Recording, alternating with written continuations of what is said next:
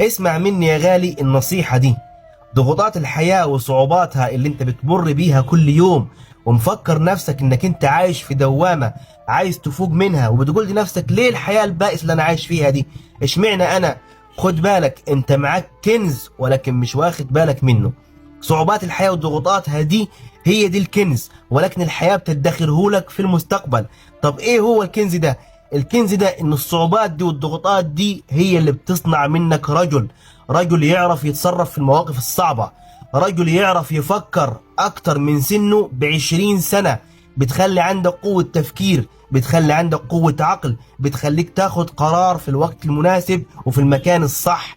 الضغوطات والصعوبات دي هي اللي هتخليك مستقبلا تعرف تأمن حياة أو تعمل حياة ليك في المستقبل ولأهل بيتك ولأسرتك، حياة كويسة، حياة راقية، حياة جيدة. الضغوطات والصعوبات اللي انت بتمر بيها دي حاليا هي اللي هتصنع منك رجل يتحمل مسؤولية بمعنى الكلمة، على عكس الناس التانية اللي ما بتحملتش مسؤولية ولا شافت صعوبات ولا ضغوطات في حياتها. الحاجة اللي ما اتعملت لهاش ما تقدرش تتصرف فيها. فانت المفروض تفرح وتنبسط، ما تزعلش من الحاجة دي. وخد بالك هنا انه ربنا قال ولقد خلقنا الانسان في كبد، يعني في تعب، يعني الصعوبات دي موجودة ولكن لا يتحملها الا فقط الرجال.